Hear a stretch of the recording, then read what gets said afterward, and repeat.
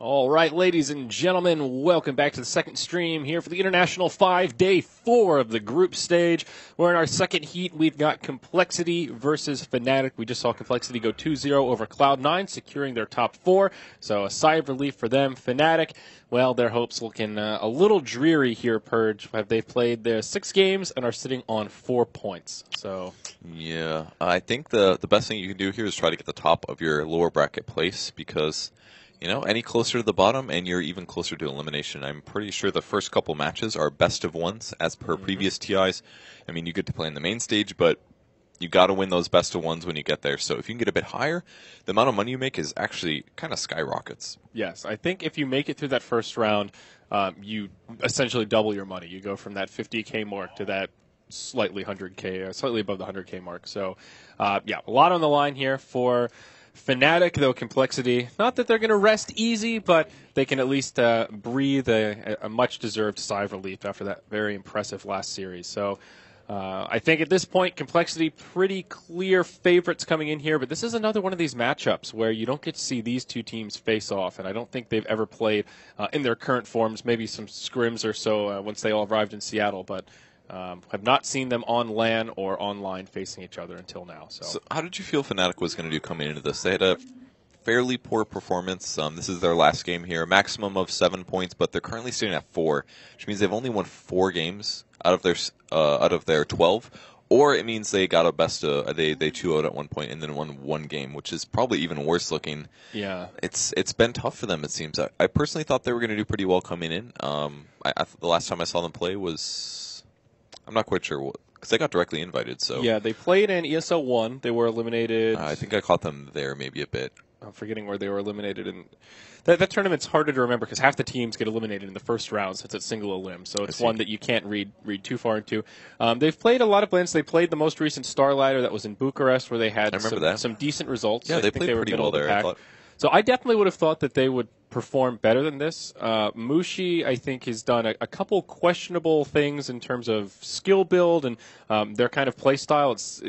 They don't always seem to be on the same page from the games that I've watched, which has been the source of their downfall, where sometimes Mushi will go for more of a defensive build. That Wind Ranger game where he went no power shot against the Viper is a great example. Sure, it's great in the lane. You're not spamming power shot against the Viper, but once you need to start moving around, controlling runes, you just have no damage. You know, that's a small example, but one where it seemed like they weren't all on the same page. So I don't know. I don't know exactly what to make out of their poor performance, to be perfectly honest. Well, looking at this game, it's kind of similar to some of the other tournaments or some of the other matches we've seen. Not so much a complexity game, but it seems like they really have strat diversity, at least, because this game they opened up with an August Iron. So it seems like they have like 3 pretty consistent ones. They've got like their SF mid with a Sven or other carry and a lot of roaming, or they did a Wisp one game, which was kind of an alteration of that build or of that game, and now they are going with a Darkseer in a first pick role. So this could be a carry. This could also be a support. They also pick up the Lina, and like the lanes are really hard to predict now because the Naga's played as support or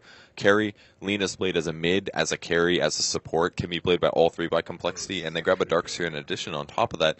And it's kind of hard to predict what they're going to do. I don't even know, and I just watched a bunch of complexity games. Yeah, I mean, even with the Darkseer, you think, well, okay, that's their offlaner, but twice in that last series, 2 out of 2, they went aggro try with Moon in the safe lane, first on the Centaur, second game on the Darkseer. So a lot of flexibility with how they want to play this. Could be Fly on the Lina, could be Swindle Melons on the Lina taking it mid, and same for that Naga as you talked about. So certainly their comfort zone with these 3 heroes. I feel like we've been seeing a lot more Naga bans since the first couple days of the tournament. Even on day 2 when we casted the kind of mini round robin between VP Empire and CDEC, Naga Siren seemed to be the key support in all of those games. When she was in, she had a huge impact, and when she was banned out, it was almost like watching a different set.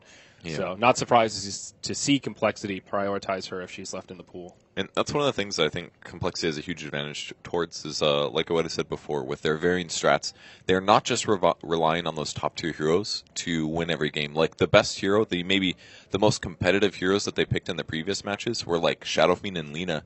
And no team is really piggybacking on those to be their end-all and be-all best hero. Like, most teams are going for Dazzle and Gyrocopter, maybe a Bloodseeker, or Naga Siren a lot. Like VP and Empire really relying on Naga Siren to play well. And now Complexity has all these different strats that they can use, and assuming they can execute their Naga right, last time they played it, it seemed a bit weak.